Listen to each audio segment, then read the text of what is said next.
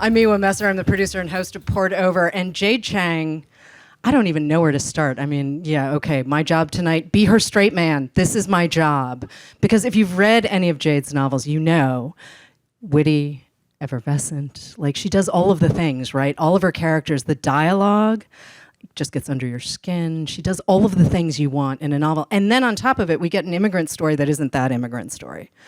And for some of us, we hold that really, really tight. And the rest of us the rest of you are welcome to join us as we hold on really, really tight to that. But God, we met in 15? We met before Wangs came out? In 2015, I think. Or 2016. It was just so almost a decade ago. Yes. And you know, her publisher sets up this thing, and this is one of the good parts of being a bookseller, right? You get to hang out with people, and then occasionally you end up being attached to them like 10 years later going, hi. There's some other writers in this audience where same thing, it's like, oh, hi. Yes. And I remember thinking, how are you so funny? Like is this an LA thing? Because I'm sorry, when you grow up outside of Boston, like the humor setting isn't necessarily like a factory preset. It's there. It's just you just have to you have to work the muscle a little harder. That's what it is. But here's this woman who is just super chill, very funny, and just tapped into the world in a way that I was not always used to having writers be tapped into the world in this way. And I think we really see it in What a Time to Be Alive. I mean, yeah, you're playing with the recession in 2008, and Charles Wang is mad at America and he's mad at the world, and I love his family and I love him. But what a time to be alive. Yes. Here we are. Is this the book? Is this the book you had started when Wangs was being published, or was that a different book? No, this is that book, but I actually started this book so much longer ago. Yeah. I have been trying to write this book pretty much since I graduated from college. And I started to write it. I was writing it by hand. Mm-hmm. I didn't even own a laptop then, I don't think. And I wrote it in a notebook, and I thought it was the best thing I'd ever written because I was 23. And then I lost the notebook. Okay. And then I despaired. But the internet wasn't the internet. The internet wasn't the internet. So what did Lola exist in that iteration of the manuscript? Yes. Okay. I mean, I don't think she had that name. I don't remember what name I gave her. Right. But no, I am so glad for so many reasons that it actually did end up taking me this long to write it. Because honestly, it's, one, get out of my head. Get out of my head. So many feelings about social media, and obviously when you work in books, like, you don't get to say no to social media. A writer can, but I don't get to say no. And there are times where I'm like, I don't need to post ever again. No, I'm not doing this. And then of course it's Tuesday and you're like, oh, I have to do this again. But the way you approach us as a society, as a culture, as the freak show that we are on the internet, the performance that we all put on the internet, right? Every single note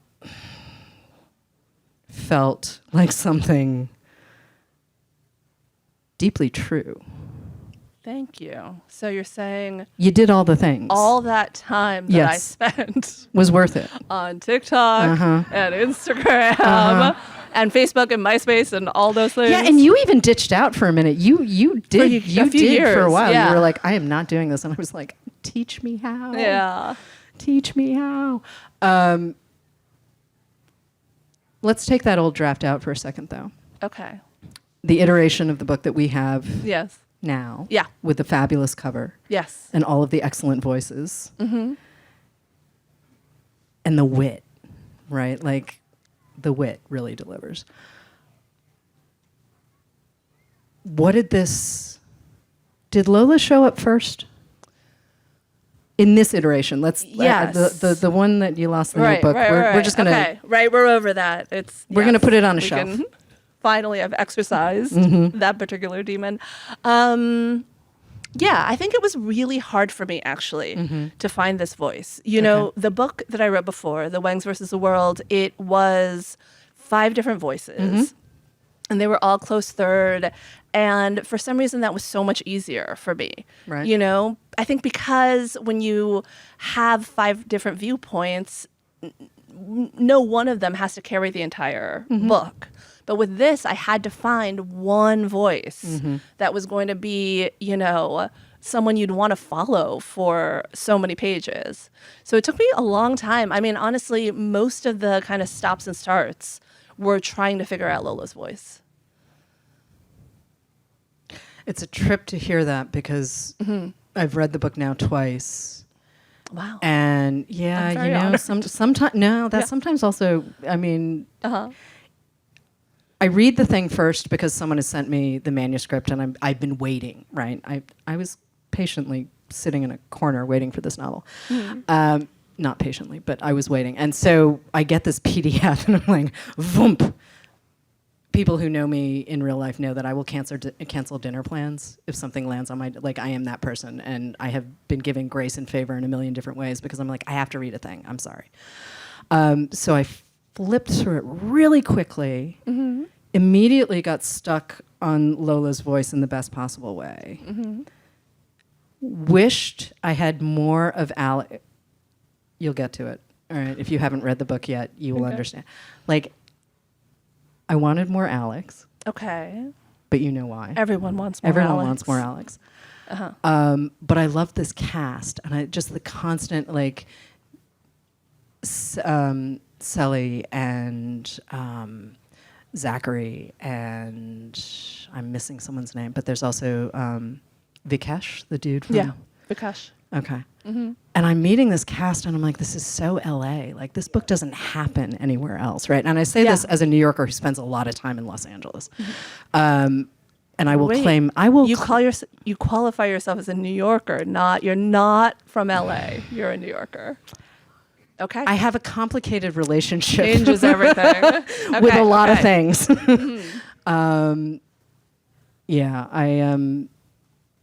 It's complicated. I'm basically I'm a Bostonian in exile wherever I go. Yes. I mean, the problem is that I try to keep the Boston in a box. I really do. But the Boston thing kind of, it's that little black cloud, right? It's this little black cloud. But this is a very LA novel. To the point where LA is a character, to the point where we've got taco trucks on Western. I'm thinking of a very specific one that I feel like a lot of people in the audience have been to. Yeah, for sure. The best one. I have a burrito truck at a car wash that I really love. So. Okay. And we do actually call them car wash burritos in our house. But, we all have those places, right? LA, we get to eat in fabulous restaurants and strip malls. And anywhere else, that sounds like the punchline to a joke. And here it's just Wednesday. Yeah. Cool. Yeah. But talk about your LA for a second.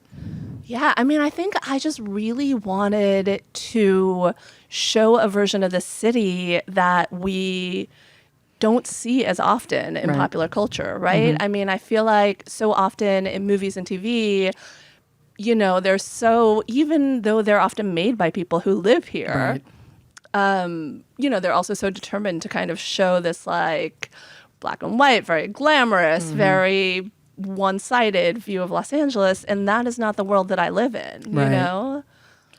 It's not just one industry. It's Absolutely all of these different moving parts. Yeah. But you do take us to a TED Talk. I do. You went to your own TED Talk. I did. Many of us have watched a TED Talk. Many of us have heard stories about friends who've had to do things at TED Talks. Research, though. I mean, this is your LA, but there are pieces. There are pieces of this LA that maybe are not necessarily the first thing we think of when we think of Jade Chang. Sure. Yes. Well, TED Talk. Come on. Yes. Well, you don't think I could give a TED Talk? I know you could give a TED Talk. I know you could. I just also know you have not yet done one. True. And I am going to poke fun at the TED Talk. Of course. No, they deserve it. Kinda. No, that was, yes, I got to do so much really fascinating research. I think because I was trying to write a book about someone who becomes a self-help guru. And because I really wanted to kind of show it from their point of view, which I feel like is something we almost never see, right? I feel like we always see the story of the rise from the point of view of like the acolyte or the skeptic, you know, the person who's like examining this self-help guru. But I wanted to really tell that story from the inside. And so a lot of the research that I did was I went to Oprah's Super Soul Sunday with Ann Friedman, who's sitting right here. I went to TED a couple of times at the invite of a friend who was not here, but I thought she would be. And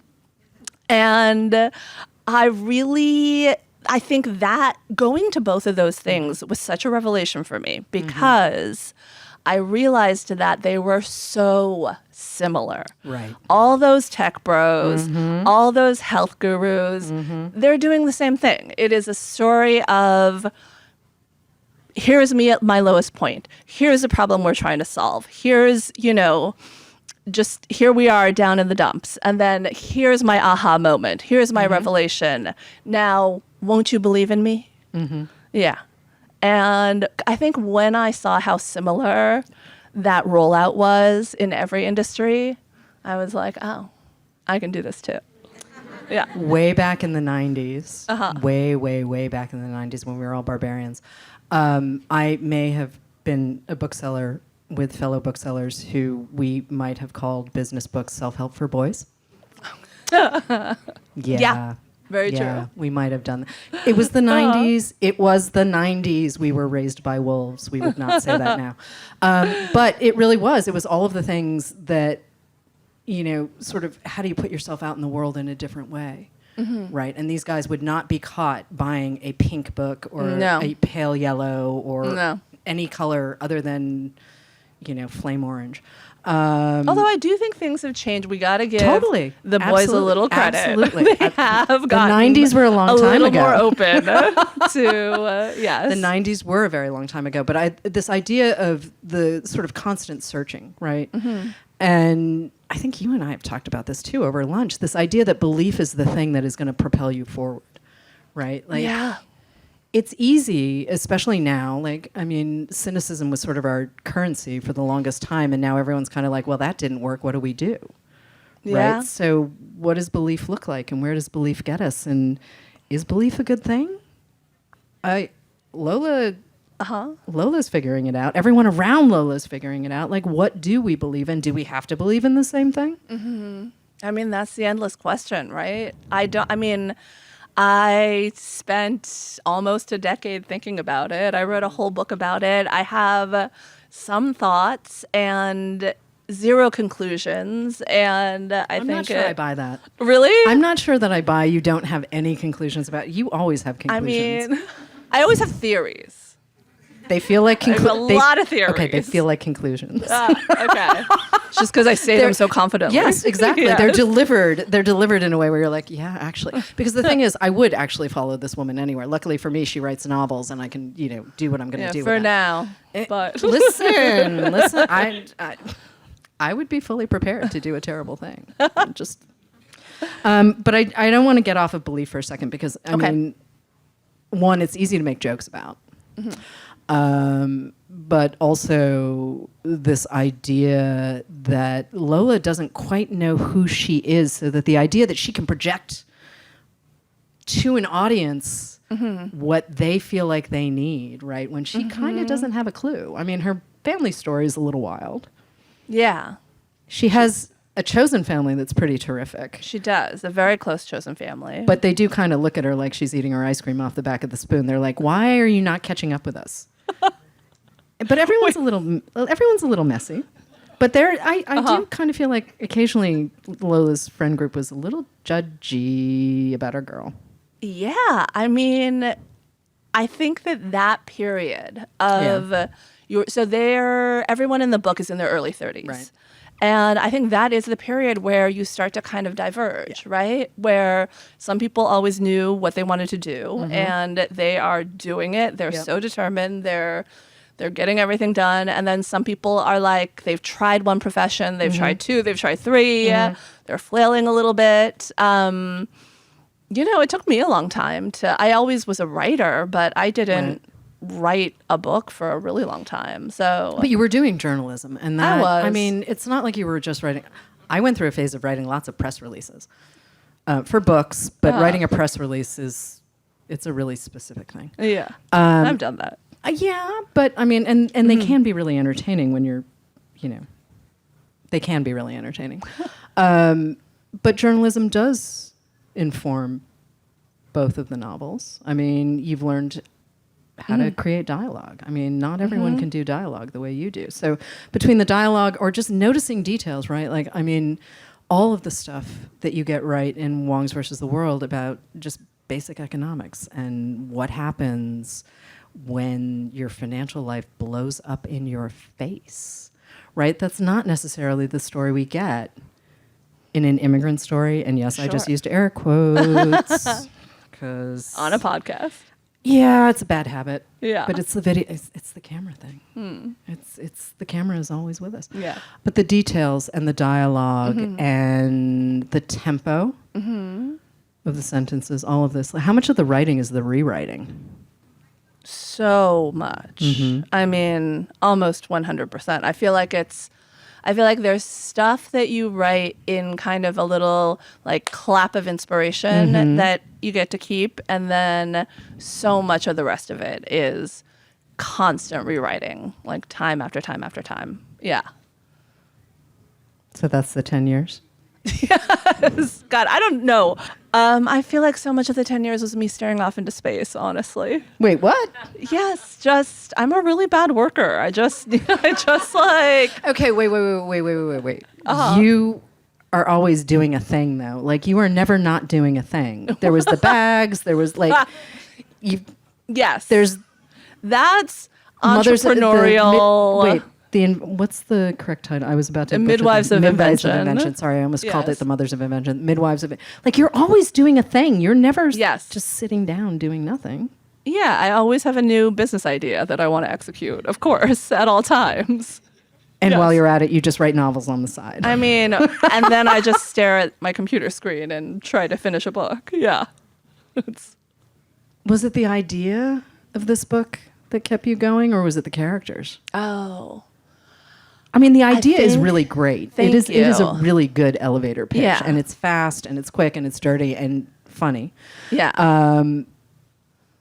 But it's not enough to have an idea, right? No, I think it is really having a thing that you want to figure out. Okay. I think with this book, I really yes, I knew what I wanted this plot to be. I knew I wanted to write about someone who becomes a self-help guru. I knew Right. I wanted to write about someone who is going through some pretty profound grief. I knew I wanted to write about someone who was in the midst of a real change in their lives.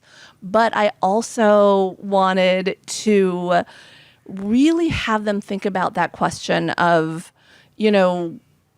can we live in this world that is terrible in Right. so many ways, where things are falling apart in so many ways, where there's so much cruelty, so much Right. terror, just everything.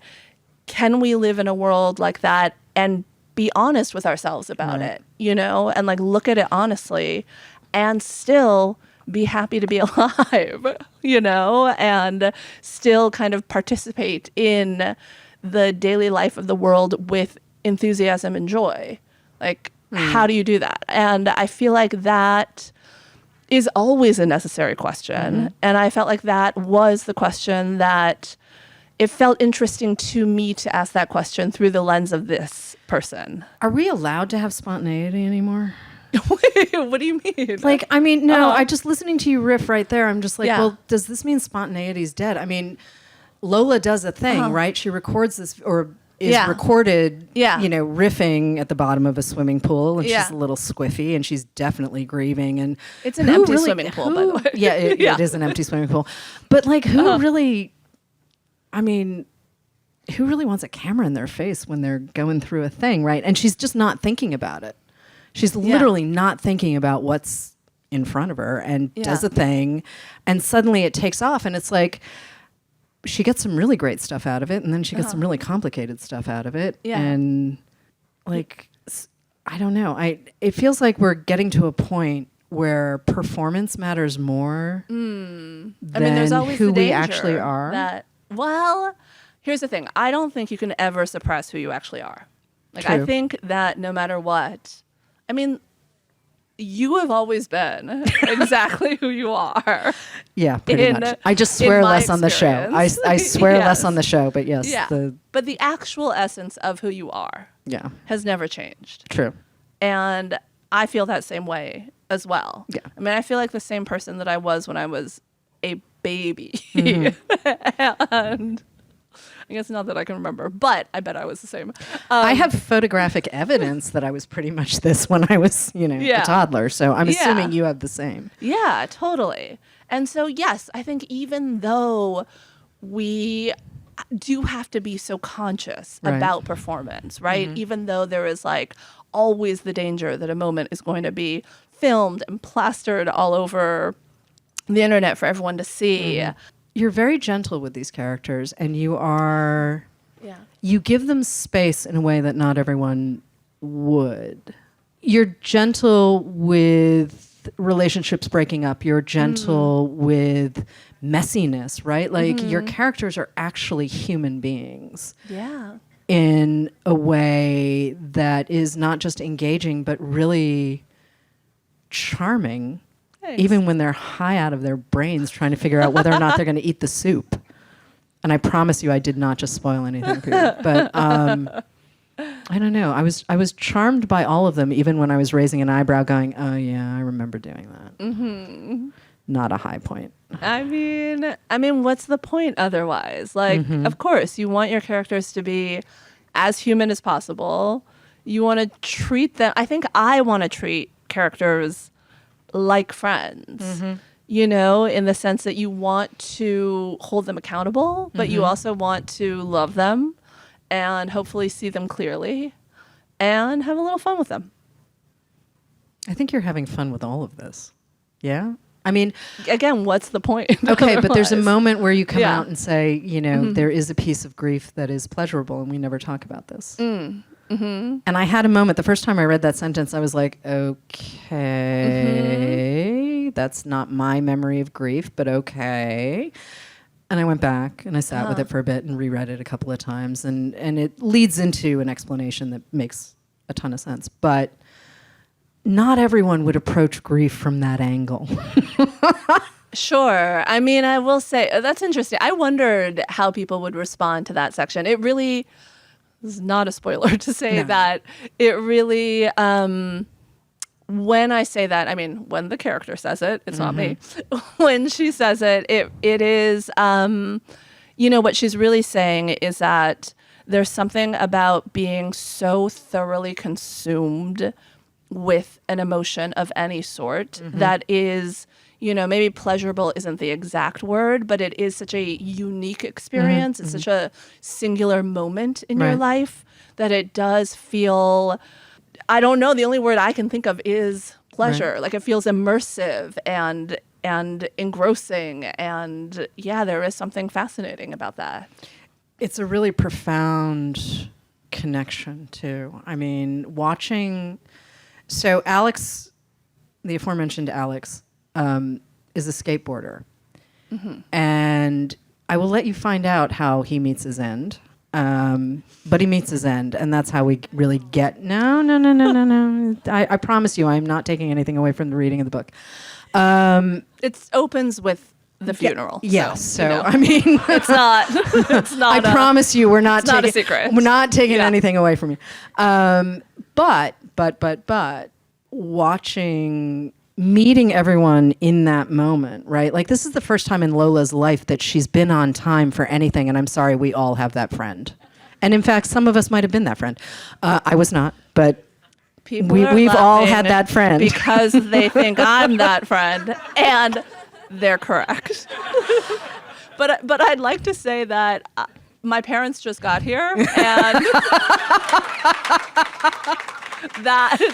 and now they're hiding. Okay. Okay, but the best part too, if you are waiting to have lunch with Jade, the payoff is worth it. That's the thing. And you just know. I'm like 10 minutes late at most all the time. I know. Not complaining. 10 minutes is well within a window. I'm not saying you're showing up like 3 hours late. No, it's not that. But like everyone does have that friend. It's exactly what you were talking about a minute ago, where we're sort of in our early 30s figuring out what it means to be more of an adult. I mean, I'll own it. I don't really remember all that much of my 20s. My 30s, I really remember. And some of it, I'm like, okay, I guess I'm an adult now. Right? And that is a universal feeling for any human being, right? Your 30s, you're suddenly like, how did I get here? Yeah. And I really wanted to kind of occupy that moment in our lives with this book. And there is something about that time that is so, now that I'm significantly older than that, it feels so poignant to me, right. That there was ever a time where everything felt completely new, where every choice you made felt like it could change your life. Right. And writing from that perspective was, I really loved it. Yeah. But also coming of age isn't limited to 15-year-olds, right? No, like somewhere along the line. Not at all. We sort of got this idea, right, that like only teenagers are the one, and I'm like, oh, hi, no. Like I would like to be able to continue to keep evolving as a human being, right? Like coming of age should never be limited to just one subset of I think it continues throughout our lives. Right. I think that, we now live in a world that is so uncertain, where it feels like anything could happen. And it does feel like, yes, we go through these like new cycles in our lives over and over. And considering Lola's sort of unconventional background, she's doing okay. She's now at the end. Okay, well, I think she was doing better than some might assume. Okay, that's nice. It's very kind of you. I appreciate it. Lola appreciates it. Listen, I like her. What can I say? I got very attached. I got very, very, very attached to Lola. Possibly too much identification. Might be part of it. But coming back to grief, though, coming back to all of these big emotions, right? Like there's this idea that when you're Asian American, we don't really do the feeling thing. Some of us do, some of us don't. But I love the idea that you're, once again, taking a stereotype and blowing it up. But blowing it up with a sort of gentle nudge. And I want to spend some time with this because you do, again, you're writing a Los Angeles that is very familiar to a lot of us and will be very unfamiliar to folks who maybe aren't here all the time. Yeah. Right? Totally. And this idea that we aren't just whatever our faces, show the rest of the world or, people decide that they see because they have an idea, right? And Lola really is kind of a unique woman. I hope so. Yes. When did you know you finally got the voice, though? Because you've talked about, even in this conversation, it took you a minute to figure out the back and forth and everything else. So when did you know you'd finally landed on it? You had to have had a thing to hold on to, right? I had a plot. Okay. I had an outline. I love an outline. And I had a lot of thoughts about the movement of the book and where I wanted to take things. And I am a very linear writer, so I just I need to start at the beginning. Right. Like if I don't have the beginning, then I can't write a book, basically. So I just kind of kept trying to write that beginning like over and over and over again. Oh, the funeral. Yeah. Okay. The funeral, okay. Yes. And I couldn't, it just didn't feel like the right voice. And then I went with Margaret Wappler to Ojai, California, to a little, it was a friend of a friend's kind of small apartment that really felt like a workspace, like a very makeshift kind of mattress on the floor, like wood table out on the deck kind of a situation. And there was something about that like very liminal space where, I don't know, somehow I just was like, all right, let me strip down all these things that feel like too cute or like too clever or anything like that. You know, let me try to like, let me just get rid of all of that and land on something that feels more true. So were Yeah. those set pieces, or were there characters, or were they just Oh yeah. you? There Just was everything. So you just took a machete to the whole thing. Oh, you mean like what had I written already? Like what did you strip out? Oh, no, I would say more truly the voice. Okay. Like, Okay. yeah. Like clever asides, you know, cheeky little ways. Not that those things aren't still in the book. They are, but I think I just tried to hone it and make it more particular. Okay. Yeah. Yeah. Sorry, I'm just thinking about a scene that I can't tell you guys about. I'm sorry. Yeah, sorry about that.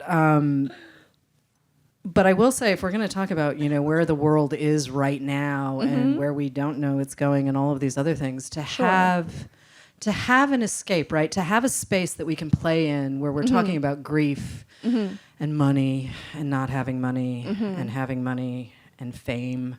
Yeah. Oh man, fame. That's some ugly stuff. That is just ugly. I mean, is it? It is. Okay, my Boston is coming out again. I'm sorry, because really, it's like you're in the newspaper when you're born and die, and apparently that marriage thing too. But whatever. I think the deep desire for fame can be ugly, for sure. I think the deep desire for fame, where people they make their choices motivated by that, as opposed to what they really care about, or something that's sincerely important to them. I think that ruins you as a human being. But I think that fame is a commodity, like everything, like so many other things. Right. And some people can use it well and some people can't. How do we feel about Lola? How do I? Yeah, is she using her fame? Like, is she using her fame in the right see. way, or is she?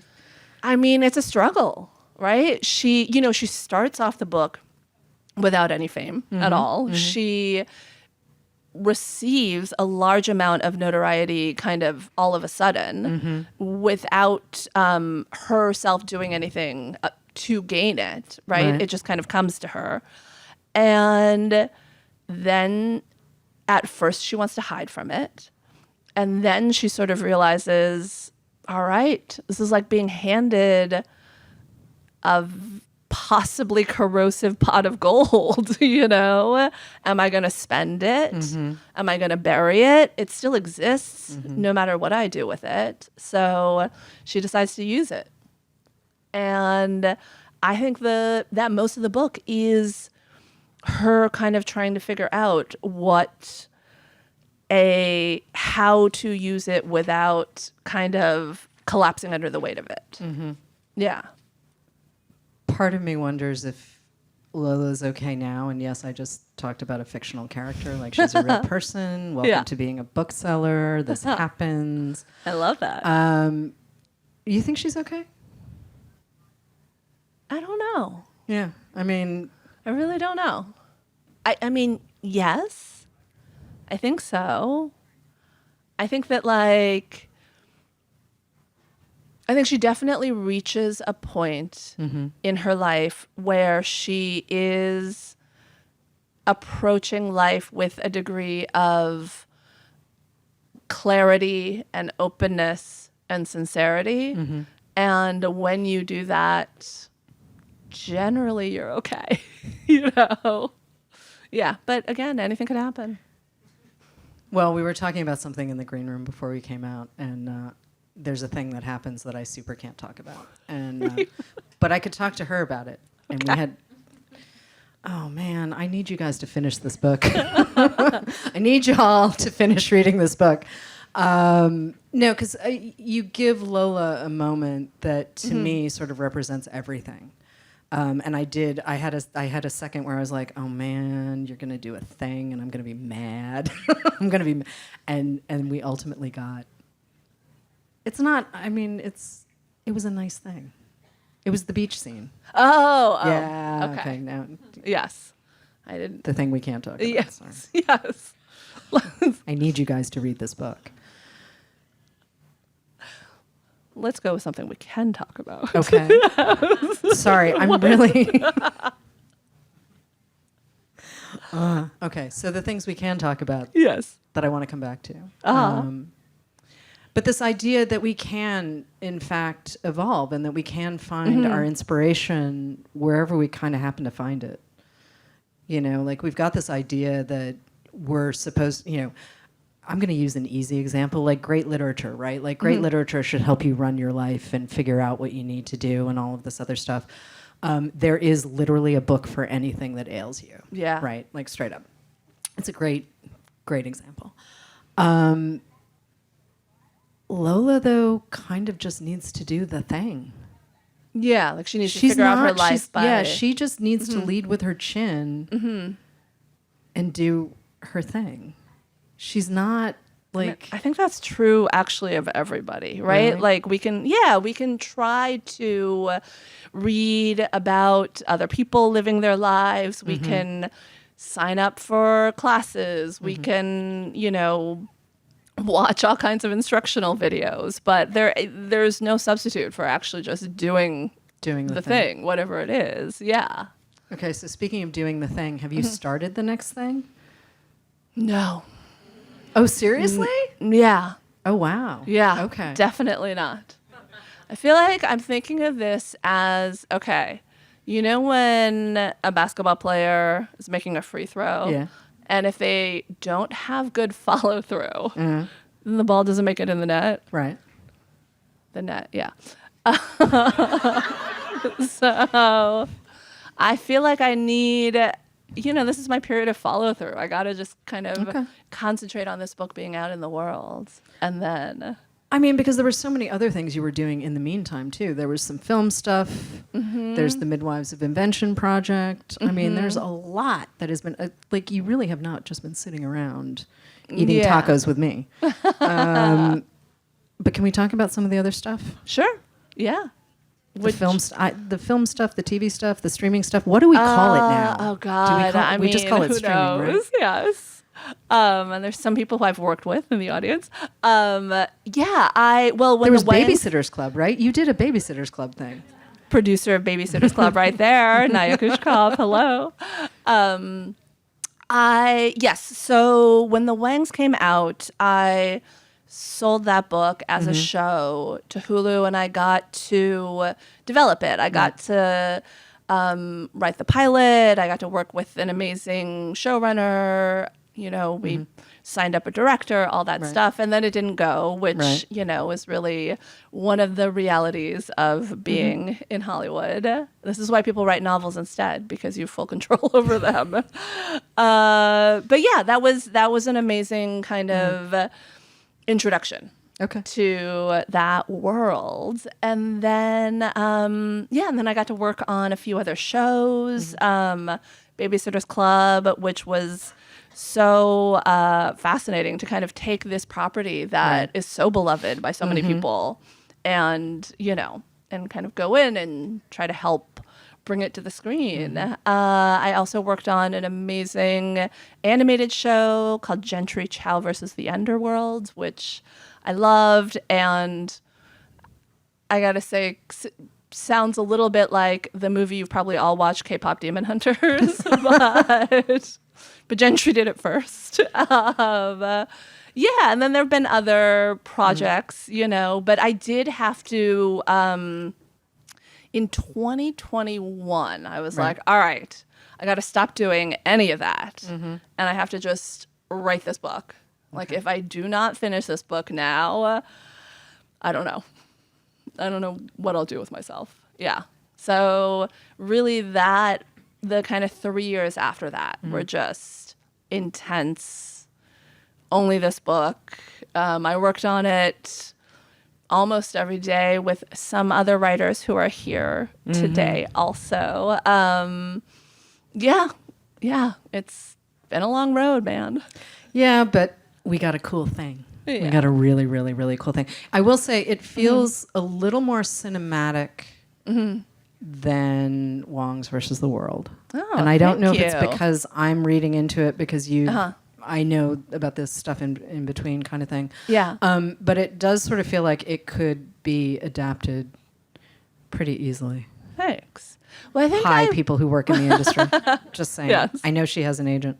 I think I also really wanted to show a Los Angeles that you could kind of like feel and taste and, really make it seem like as alive as it is to me on a day-to-day basis. Yeah.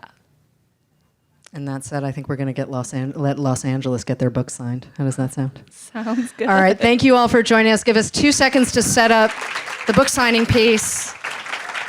Jade Chang. Thank you. Thanks for coming, everyone. All right. Give us 2 seconds. We just need to figure our stuff out. Thank you for listening. Poured Over is a Barnes & Noble production. To help other readers find us, please rate and review the show wherever you listen to podcasts.